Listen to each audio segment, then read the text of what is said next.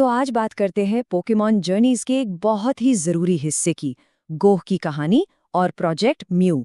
ये सिर्फ पोकेमॉन पकड़ने की कहानी नहीं है, नहीं, ये है अपनी हदों को पार करने की और ये देखने की कि कैसे एक राइवल भी आपको मोटिवेट कर सकता है।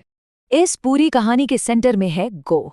उसका एक ही बड़ा सपना है, हर तरह के पोकेमॉन को पकड़ना और सबसे बढ़कर म्यू को। और यही सपना, यही जुनून उसे एक ऐसे मोड़ पर ले आता है जहां उसे अपने ही तरीकों पर सवाल उठाना पड़ता है। तो शुरू करते हैं गोह के सपने से। शुरुआत में गोह का मिशन एकदम सीधा है और वो इसे अकेले ही पूरा करना चाहता है। उसे लगता है कि यही सबसे अच्छा तरीका है।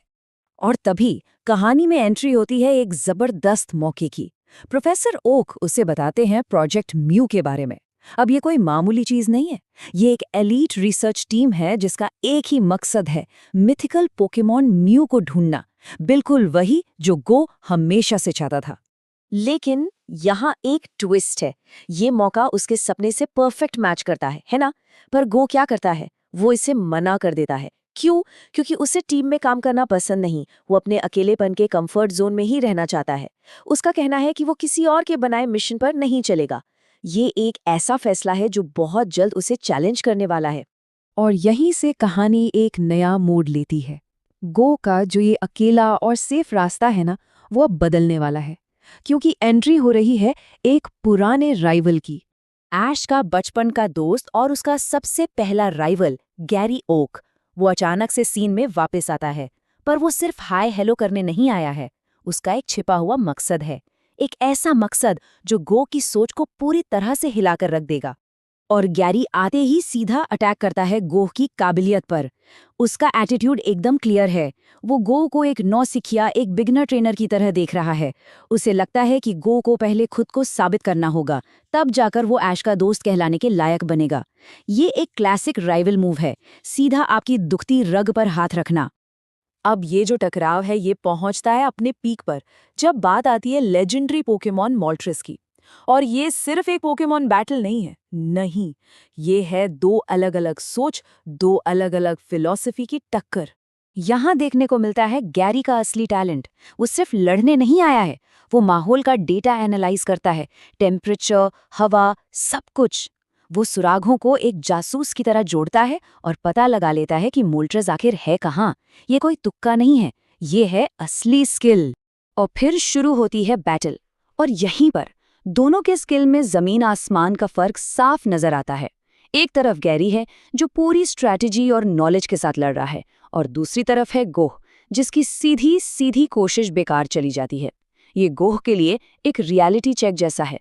उसे समझ आता है कि सिर्फ जुनून और सपने देखने से काम नहीं चलता।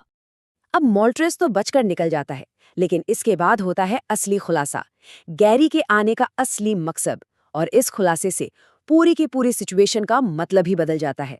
तो सवाल ये उठता है कि गैरी आखिर यहाँ था क्यों? एक लेजेंडरी पोकेमॉन का पीछा क्यों कर रहा था? क्या सिर्फ अपनी पावर दिखाने के लिए? इसका जवाब है नहीं। असल में ये पूरा का पूरा एनकाउंटर प्रोजेक्ट म्यू का एक ट्रायल मिशन था। मिशन क्या था? मोल्ट्रेस का एक पंख हासिल करना, और गैरी ने ये चैलेंज बड़ी ही आसानी से पूरा कर लिया। मतलब गैरी सिर्फ एक राइवल नहीं है, वो तो उसी प्रोजेक्ट म्यू का हिस्सा बनने की कोशिश कर रहा है जिसे गो ने ठुकरा गया था। हर मिशन पूरा करने पर एक टोकन मिलता है, और गैरी ने अपना पहला टोकन कमा लिया है। और ये सब जानने के बाद साथ में गैरी के कुछ आखिरी तीखे शब्द गो को अपनी सच्चाई का सामना करने पर मजबूर कर देते हैं। अब आता है गो का नया फैसला। जाते जाते गैरी एक और ताना मारता है। वो कहता है कि प्रोजेक्ट म्यू गो जैसे नौसिखिया ट्रेनर के बस की बात ही नहीं है। ये एक सीधी सी खुली चुनौती है। पर क्या गो निराश होता है? नहीं, बल्कि उसके अंदर एक आग जल उठती है। गैरी के शब्दों ने उसे तोड़ा नहीं, बल्कि उसे एक नया मकसद दे दिया, और वो तय कर लेता है कि वो प्रोजेक्ट म्यू ज्वाइन करके रहेगा। और उसी पल गो को सब कुछ समझ आ जाता है। वो जान जाता है कि गैरी का ये सब करने का मकसद उसे नीचा दिखाना नहीं था, बल्कि उसे पुश करना था। उसे ये बताना था कि तुम अभी काफी नहीं हो, है ना? एक सच्चा राइवल यही तो करता है, वो आपकी कमजोरियां दिखाता है ताकि आप और भी मजबूत बन सको। तो गोह ने चैलेंज एक्सेप्ट कर लिया है। उसकी जर्नी अब एक नए रास्ते पर निकल पड़ी है। उसने अकेले चलने का रास्ता छोड़ दिया है और खुद को बेहतर बनाने की राह पकड़ ली है। पर यह कहानी हमें एक बहुत बड़े सवाल के साथ छोड़ जाती है। गैरी को जवाब देने के लिए अब गोह को किन किन मुश्किलों और इम्तिहानों का सामना करना होगा?